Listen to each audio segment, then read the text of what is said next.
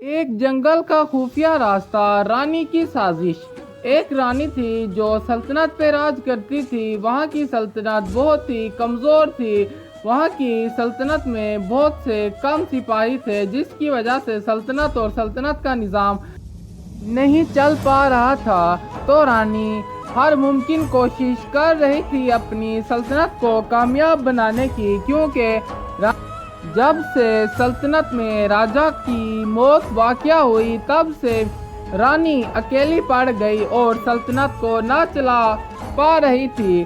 تو رانی نے اس آدمی کا ساتھ لیا، کیونکہ سلطنت کو چلانے کے لیے سب سے زیادہ اہم سونا ہوتا تھا۔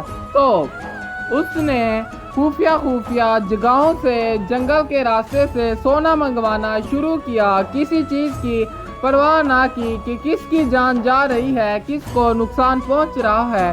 صرف اپنا فائدہ سوچا، بس اپنا ہی فائدہ سوچا۔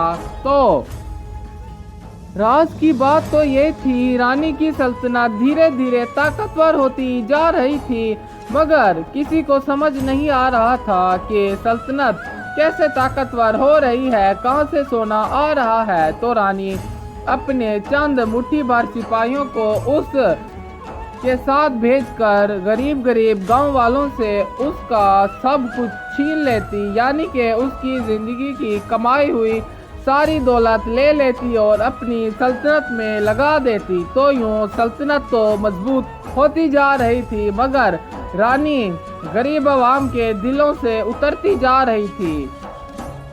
آخر کار اس کے وہ چند مٹھی بھر سپاہی ایک روز وہی سونا لے کے آ رہے تھے کہ چند لٹیروں نے وہ سونا چھین لیا اور ان سب کو موت کے گھاٹ اتار دیا۔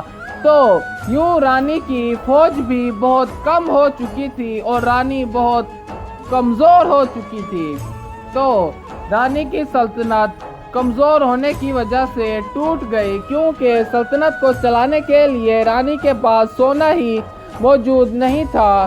غریب عوام نے رانی کا ساتھ بالکل بھی نہ دیا، کیونکہ وہ ان پہ ظلم کرتی تھی۔ اگر وہ حکومت لوگوں کے اوپر نہیں بلکہ ان کے دلوں پر کی جاتی ہے اپنے اخلاق اور پیار و محبت سے، اور اس بات سے رانی بہت دور تھی، تو اس کی وجہ سے اس کی سلطنت تباہ ہو گئی اور وہ رانی پچھتا کے بیٹھی ہوئی تھی کہ عوام کے ساتھ ظلم نہ کرتی تو شاید اس غریب عوام کی مدد سے آج اس کی سلطنت کامیاب ہو جاتی۔